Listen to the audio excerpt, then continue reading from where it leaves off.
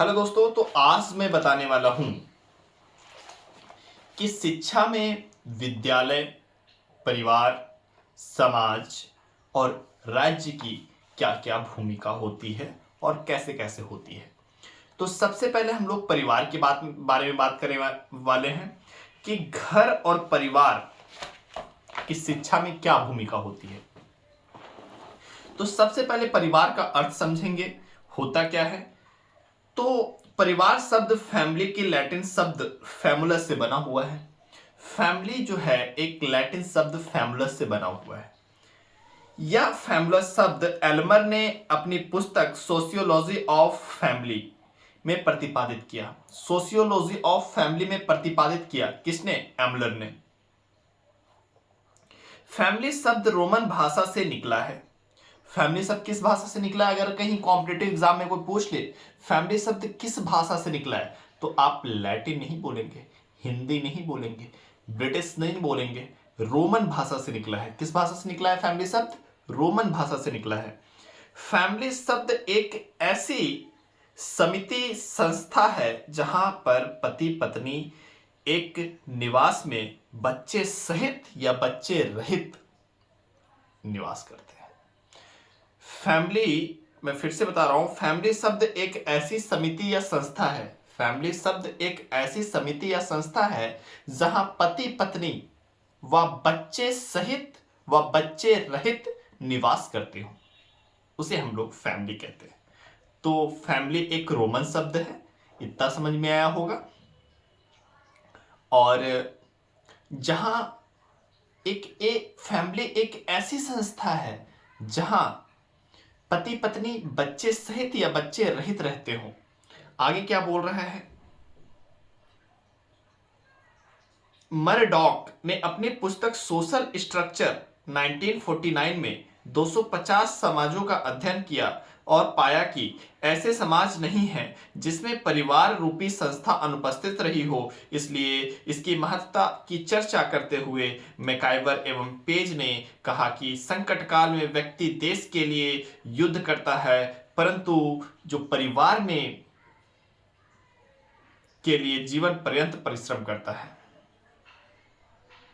कहने का मतलब यह है कि व्यक्ति जो है देश के लिए युद्ध करता है और शहीद हो जाता है, परंतु कितनी गहराई है सोचिए, परिवार का मतलब क्या है। परंतु परिवार में व्यक्ति एक दूसरे के लिए जीवन पर्यंत परिश्रम करता रहता है और अंततः उसकी मृत्यु हो जाती है। दोस्तों सोचिए क्या बोल रहे हैं ये, कि व्यक्ति देश के लिए युद्ध में शहीद होता है, परंतु परिवार के लिए व्यक्ति एक दूसरे के लिए जीवन पर्यंत परिश्रम करता रहता है। फिर परिवार की विशेषताएं क्या है? परिवार की क्या क्या विशेषताएं हो सकती हैं? टोटल हम लोग 8 विशेषताएं का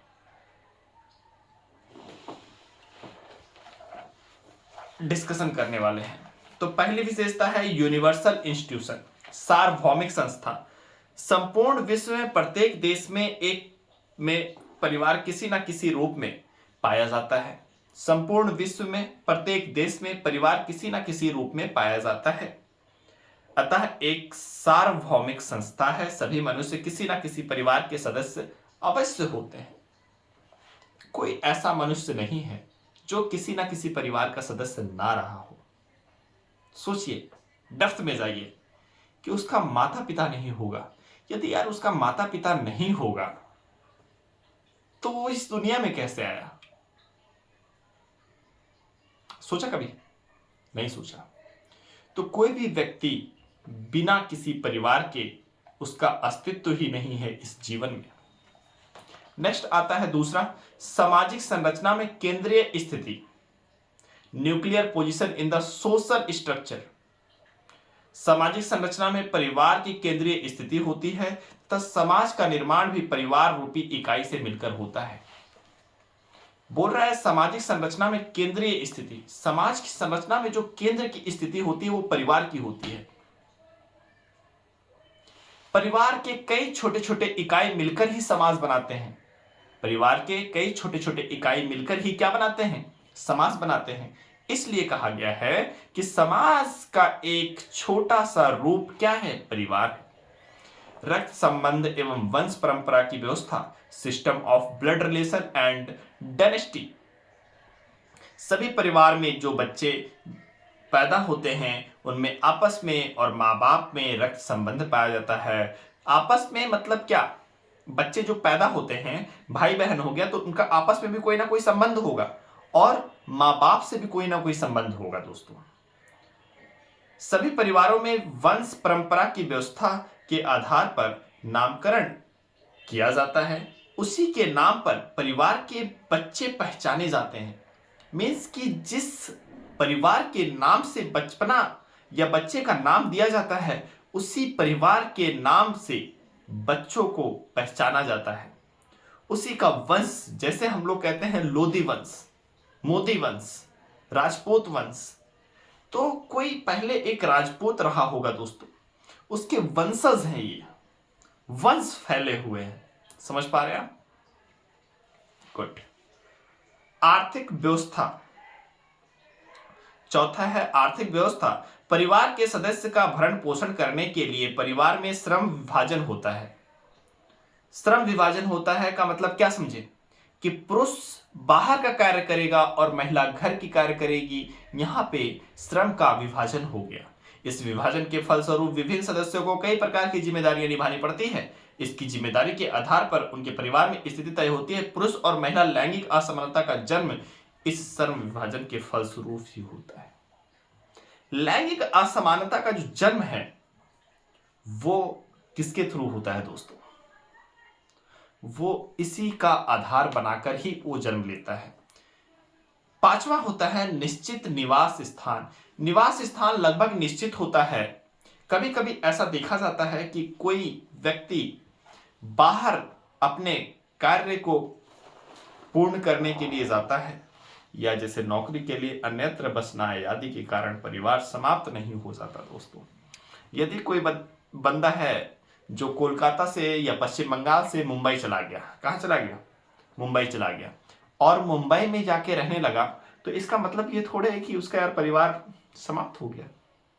कभी नहीं, परिवार कभी समाप्त ही नहीं हो सकता।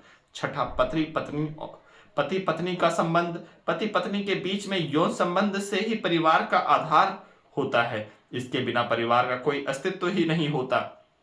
यदि physical relation, sexual relation means कि यौन संबंध ना हो तो परिवार का कोई अस्तित्व नहीं होगा।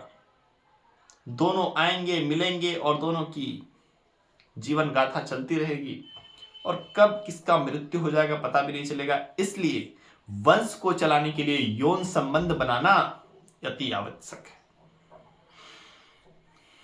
वंश को आगे बढ़ाना परिवार का प्रमुख कार्य है। दोनों एक दूसरे के पूरक के रूप में होते हैं। किसी का भी योगदान कम या अधिक नहीं होता, बल्कि कहा जा सकता है कि बच्चे बिना पुरुष के पैदा नहीं हो सकते, पर बिना महिला के वह बच्चे अच्छी तरह पल नहीं सकते। बिना महिला के वह बच्चे अच्छी तरह पल नहीं सकते। कहा जाता है कि बच्चे बिना पुरुष के पैदा ही नहीं हो सकते।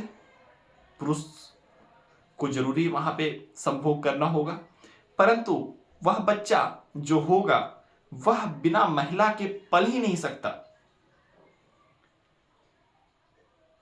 बच्चे बिना पुरुष के पैदा नहीं हो सकते, पर बिना महिला के पल नहीं सकते। इस आधार पर जैविक और मनोवैज्ञानिक रूप से विकास करने के लिए स्त्री का होना पुरुष की तुलना में ज्यादा महत्वपूर्ण हो जाता है दोस्तों।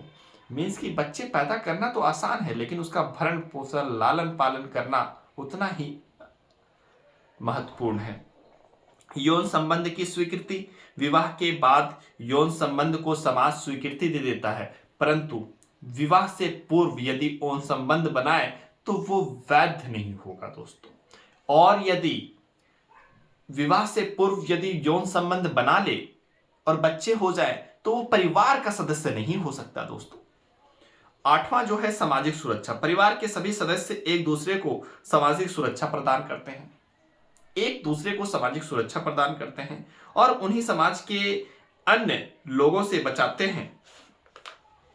इसी के समाज सुरक्षा के कारण पुरुषों का वर्चस्व कायम हो गया। स्त्रियों एवं पुरुषों पर निर्भर हो गई।